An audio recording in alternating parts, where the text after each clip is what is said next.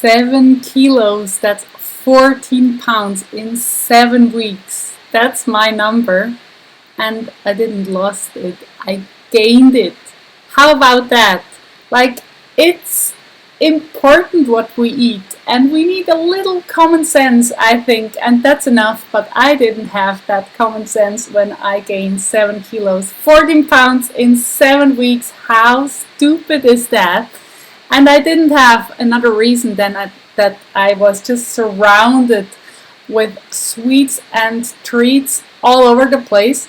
I did an internship for 7 weeks. It was way back in 98 when I was studying food technology, food engineering, and we had to do an internship for 7 weeks. And I thought, I'm not stupid. I want to go to the mountains for snowboarding and work meanwhile.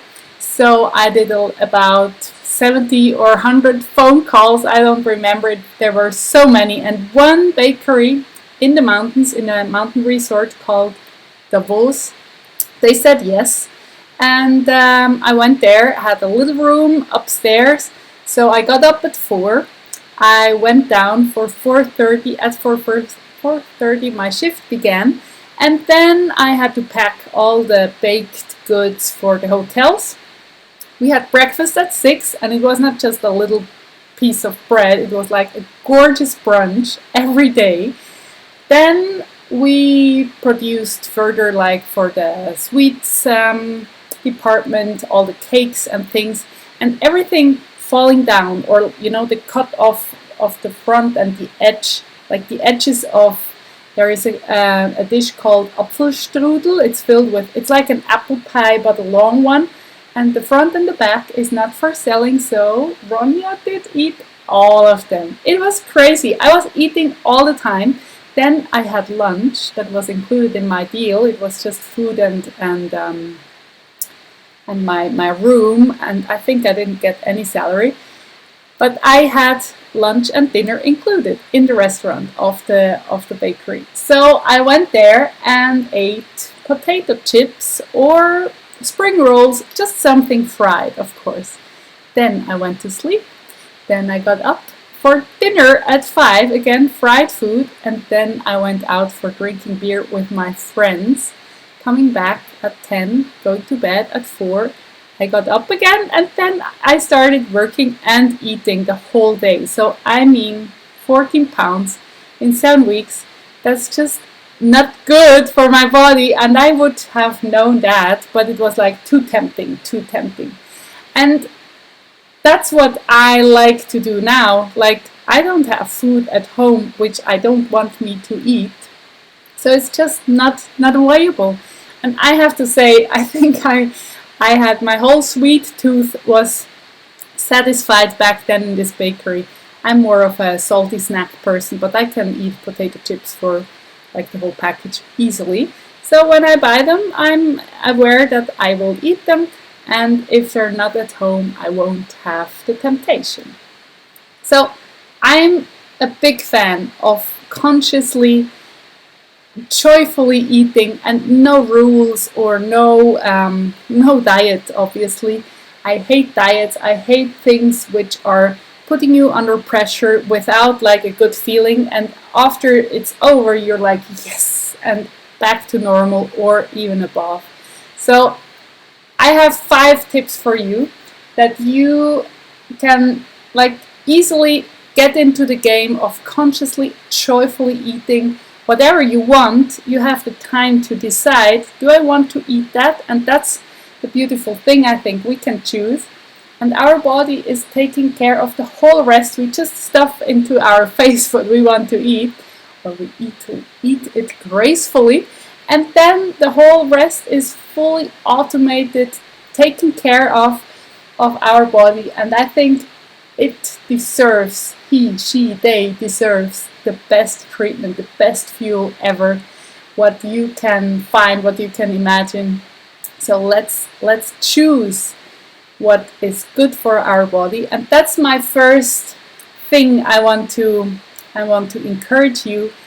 Prepare a beautiful plate for yourself, even though you're alone at home. And it doesn't have to be fancy, like in a restaurant, in a Gomio 1 point whatever points and stars restaurant. Just nice, a nice plate, a nice arrangement, and then it's just a different feeling. Like, wow, it's an appreciation thing for yourself, that you treat yourself like a guest in your house.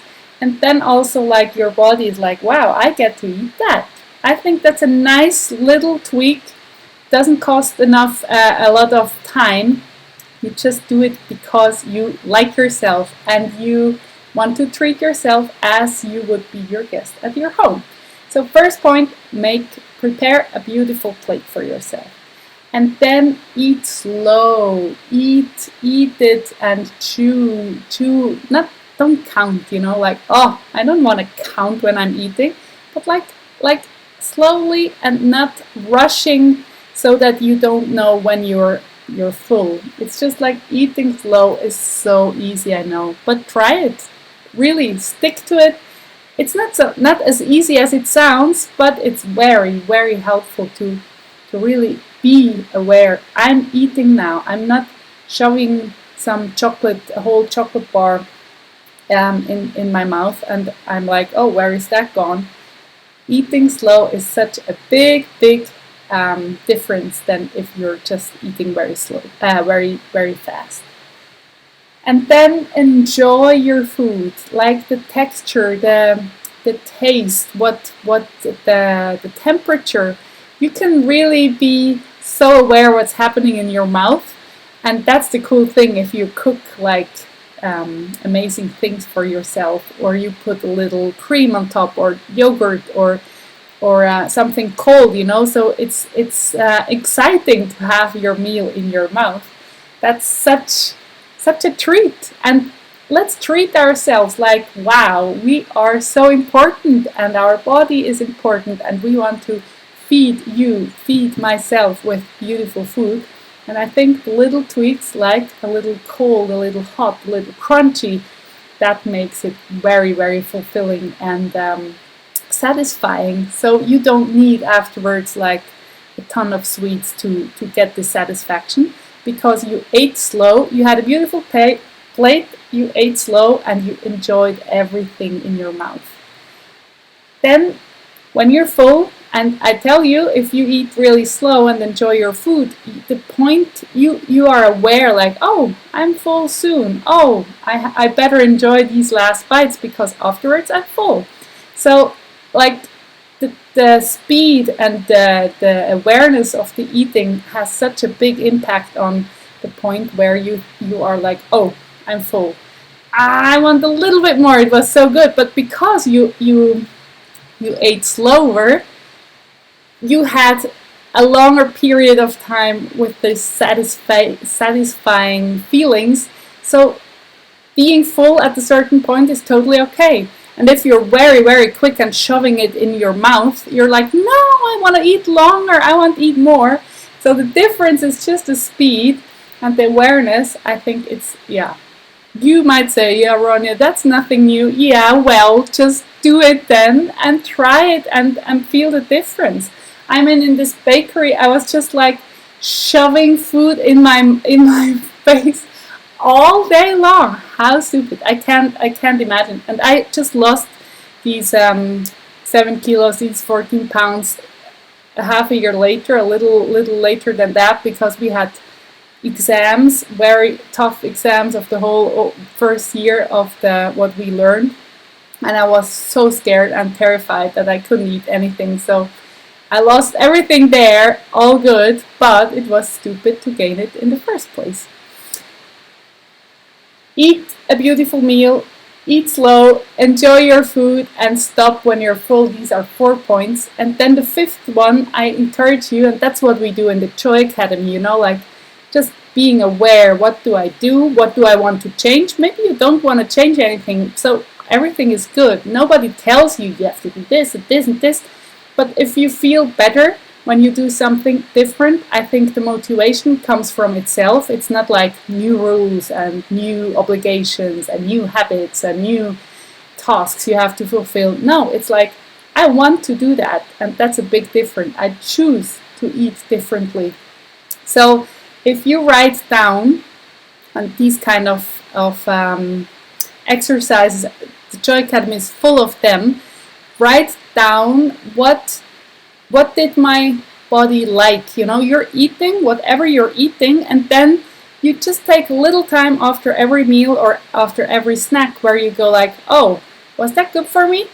And not in terms of nutritional fact and ingredients, just your feeling, like, I ate this ice cream, my stomach was upset afterwards, and I might better eat ice cream from a really good place instead of the supermarket standard thing, which I actually don't like so much, but I just ate it. Like being aware afterwards, and just take some notes over time. And it's not for judgment. It's not for optimization. It's just, okay, I'm aware. I ate this, I felt this. I ate this, I felt this way. And then you can figure out like, oh wow, after these meals, I felt full of energy. I felt so good. I wasn't tired. If you eat a big meal and you're like dead afterwards and you think, I need a nap. Of course, it depends on your night's sleep, but just, you know what I mean. Like different foods, different energy level afterwards. And then you can find out and just go with the flow and ditch food which just makes you feel sick, tired, lethargic, like, oh come on, I know that this is not good for me, so don't buy it, don't have it around you, don't go to the bakery with all the sugary stuff and all the fat stuff. But I'm not against cake, I'm not against anything, I am pro good feeling, that's my mission. So be aware of what you give your body as a fuel. You wouldn't put like the wrong fuel in your car. You wouldn't put diesel in your car which needs normal gas. So be aware what you feed yourself with a gentle, like loving, in a gentle, loving way, and choose wisely, step by step. Ditch food which are not good for yourself, and enjoy your meal. That's my message of today. And of course, I have the Choyometer with me. I'm so happy that I printed it out colorful for the first time, I think. I wasn't in my office with the color printer so much. So I will post that into my blog so you can read it through if you're interested. My message to you is print it out and fill it out for yourself, being grateful for things, being thankful, like your highlights of the week. If you think through these points in your life, you will feel a difference after some weeks, like you are more aware of the good stuff. You are more aware, oh, I didn't read or listen to anything yet, so I better do that now because I want to write something down on my Choyometer. You're just focused on the good stuff, and that's what it's all about. Your life should be fun, easy, full of joy, full of beautiful connections, full of things you're grateful for. And if you're not, you can change it. That's the good thing. Maybe it's a little, you need a little effort, but just start with the things which are most important to you. So my Choyometer is full of gratitude. For example, Brandon Bouchard did an online summit, a free online summit on Facebook. It was absolutely amazing, like 3 days of 6 hours of cool interviews. I learned so much. It was full of marketing gold, and I'm so grateful for that. And I learned so much. And we had a birthday party of my father. We had to cancel it in March already because of COVID. Now summer was kind of normal in Switzerland, and now it's hitting, the next wave is hitting, so we had to cancel his second birthday party date again. But within our little family, just my sister, her son, my husband Mika, and I and my parents, we did a little celebration with our little play we prepared, with singing and video and everything. So we had We had a beautiful time together in the house I grew up in, like here. It's a beautiful, beautiful place, and we had a good time. So I'm super grateful for that. Write down your things on your Joyometer, and you will like see what you're grateful for, and you're going like, oh wow, my life is good. And if you're not happy with your life, you can choose what you want to do, what you want to think, how you want to feel right now, and you can change everything, nearly everything. Not the circumstances, but how you feel. You are in charge of that. And that's mindset is key. Mindset is everything. If you want me to help you with your mindset, please contact me. Write in the comments, write an email to me, write on Facebook, come to my Facebook group, join my Compass Members Club, and join the Joy Challenge to create more joy in your life. You deserve it. Have a wonderful week. See you next time. Bye bye.